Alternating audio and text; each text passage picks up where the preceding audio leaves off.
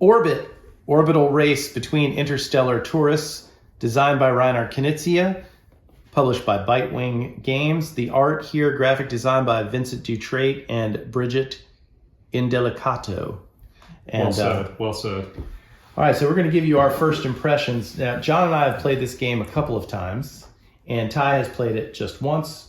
We just got done playing a 3-player game, and just like the first time we played it, it was very close, extremely close. Like everybody was within one turn of winning the game there by the end. It took me half the game to figure it out, but then it was really easy to beat these two guys. That tracks. Yes, exactly. Thank you, Ty. Always humble and but on point. First thing I noticed about the game, and I kickstarted the 3 from this series, and it's Orbit, Ego, and Silos. And the first thing that caught my eye is the space theme and the art. I mean, the cover art is just really vivid, and it's got this weird, like, almost B-movie looking 50s sci-fi thing going on. It's kind of goofy. And it's funny because when we opened up the game and showed it to Ty, his first reaction was, oh my gosh, what is this? Because it looks super complicated the way the board presents itself, but it's totally not. And you're basically just moving around using cards to move yourself and also planets along these orbital routes. And you're trying to time it so that you land on planets such that you will get to each of the planets and then return to your own color planet. The game is pretty simple. You play a card, you move, you sometimes get cool things to add to your board and increase your hand size, or these little cubes let you move a little extra, and then you draw back up. What I like about it is the turns are quick, and I also kind of like the screwage that goes on. There's a little, sometimes games prolong themselves with that feature. This game feels just about right in that, because even when you're trying to screw up other players, there's so many chances for them to unscrew that up that it almost has like a comical feel to it. I was far behind really, and I was still getting messed with and still felt like, you know what? I'm having a good time and maybe I can come back in this thing.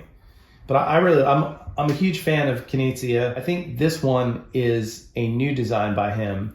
And of the 3 in this trilogy, this is the only one that's a brand new design. The other ones are reskins with some mechanical changes of prior Knizia games. We finished it, about 40 minutes? It's about a 30 to 45 minute game. Even with 3 players, it plays up to 4. There are some variants. We haven't tried those yet. I imagine they will make them a little bit more complicated. You can actually play this in teams, in 4-player team mode. I don't know what that's like. But as far as just a competitive 3-player game, which is both times we've played it, and I think in 2 players it would still be pretty fun. You just be maximizing the screwage because you're always hurting your opponent. Yeah, so the game, if you watch the video, which was probably linked up here in the corner. It'll definitely be at the end of this. Or down there. Yeah, somewhere. In here.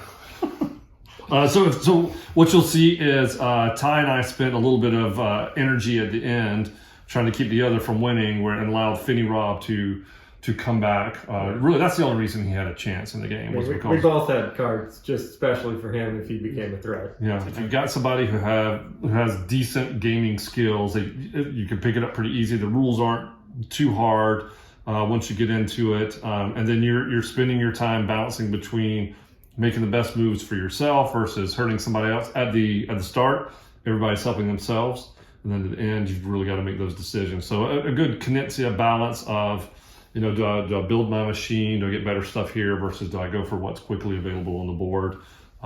Not a bad game at all. I like it. Probably one of those you'll play 2 or 3 times and then set it aside and then come back to it a couple months later. Not one of those you'll play over and over immediately after.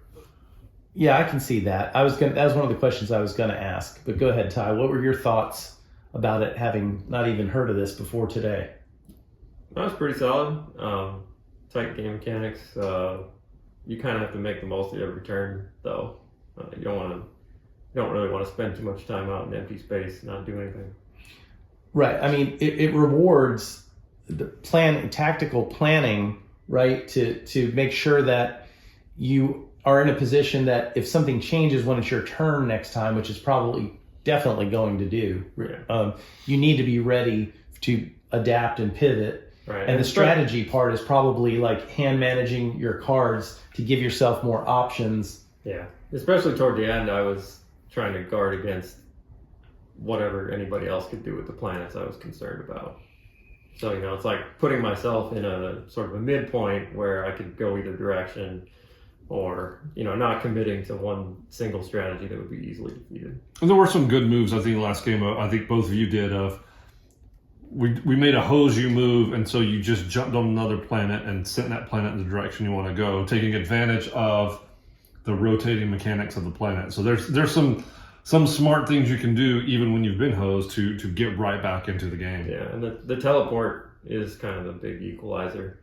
Like if everything goes too far away from you, you just get yourself back into the game by moving to the corner. Right, you can hyper jump from one of these spaces to another one on the board, and he's right. I mean, that is like as red with this start, everything was moving away from me immediately. Like there was no other planet near me after the first two turns, so I had to use the hyper jump to move to where they all had gone.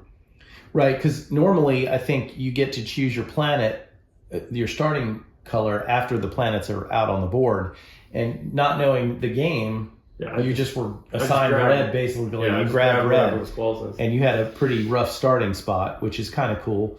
And for a lot of Knizia games, there's a layer of simplicity over some very difficult choices that you need to make.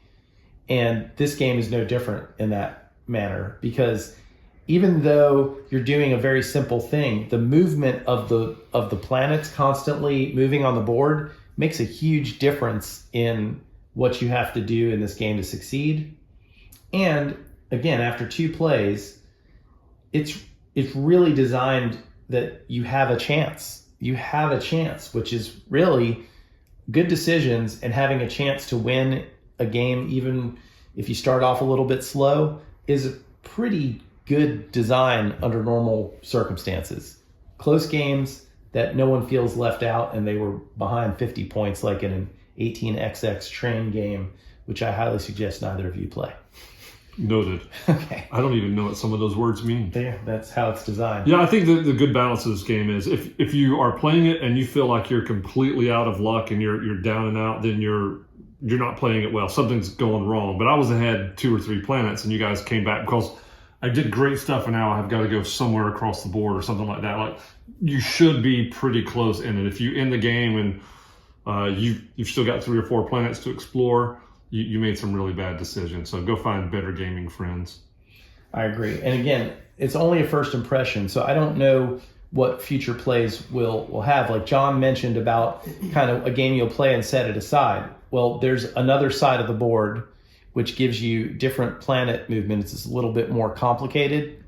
And then with the variants, it might make it so that the game can have some crunchier decisions if you'd like them to be a little bit more difficult of a puzzle, and maybe that challenge makes you want to play it more. I don't know. And just for the record, the boards you see here, they have these inlays in them so that the tokens will fit. Those were an extra add-on to the Kickstarter edition. The regular ones are still beautiful. They just don't have the inlays. But other than that, this is what I think you get in the box. So any other thoughts? This was first impressions. When do we do last impressions? Is that right before we die? Do we film all those? It's when we burn all the boxes of games that we will never play again. That's right. That's you know how many people cringed right now and thumbs down this video? Well, if they're still here, hopefully you haven't done that. Thank you for watching. That is Orbit. Oh, we will point out quickly. Orbit is an acronym that has orbit embedded in it. I don't like that. Yeah. Don't like it. Oh, well. Can you fix that, Bite Wing, in the next edition? That would be great. Thanks. Thank you for watching. Like this video and subscribe to the channel.